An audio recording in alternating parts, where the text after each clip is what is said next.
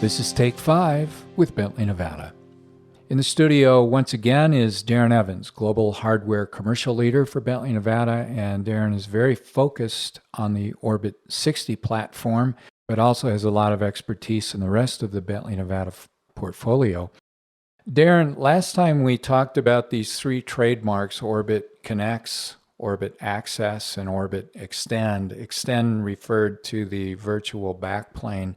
And maybe before we leave that topic, we were talking offline, and sometimes customers say, wow, this Extend thing sounds fantastic. Is there any downside? So how do you field that question when it comes up?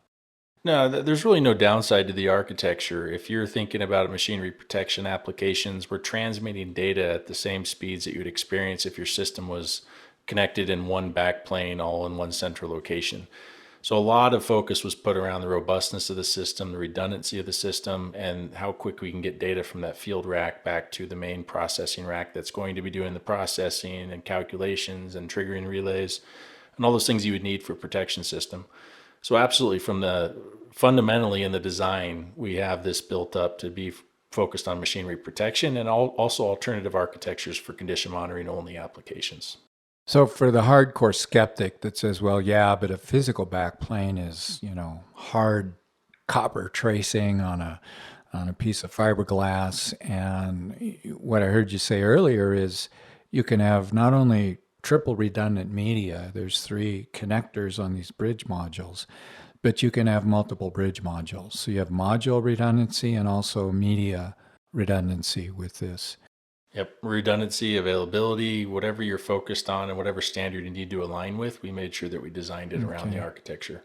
And also no performance degradation. So when you move from that physical backplane to this bridging module, the data is moving at the same speed as it would be. That is correct. Okay. Well, at least what my ears are hearing is there's really no downside to virtual. If it makes sense from an installation cost standpoint, then you can do it without having to make a whole bunch of concessions. That's correct. Now, we talked again about that term Orbit aXess, and you said it had to do with cybersecurity. So let's drill down into that one a little bit. By cybersecurity, what are you really referring to there? Yeah, this is such a complex discussion, but at a high level, what we did with the Orbit 60 architecture was we really segregated out the condition monitoring and protection networks. That's a fundamental first step. And if you look back at some previous systems, the condition monitoring and protection aspects of the system were kind of morphed together within the same module.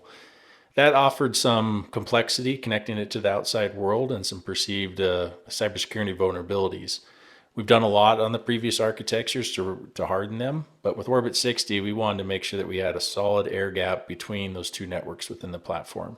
So when we talk about the Orbit aXess trademark, that really comes down to the design of the condition monitoring module. And the condition monitoring module is the module that's going to connect into the System 1 world, the outside world.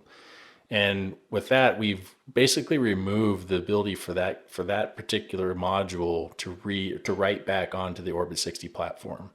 And that is a patented circuit design that we developed. And essentially, nobody from the outside world can worm their way into a network and get to the Orbit 60 rack and make any configuration changes. There's an air gap. It's physically impossible.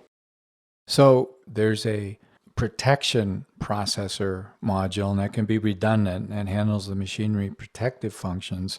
And I heard you just now talk about a condition monitoring module, and you said that's the piece that connects to System 1 software, and they're fundamentally doing different processing. Do I understand that correctly? Actually, in the end of the day, they look at the data on the backplane and they do processing individually from each other because they don't communicate with one versus another.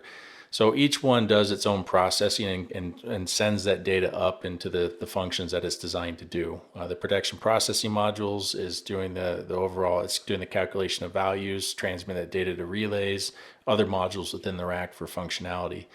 The condition monitoring module is absolutely focused on getting the data out for diagnostic engineers to look at the data to do early warning diagnostics analysis or after an event type of analysis.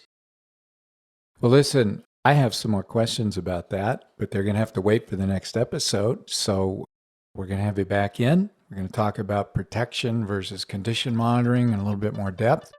You've been listening to Take 5 with Bentley, Nevada, a Baker Hughes business.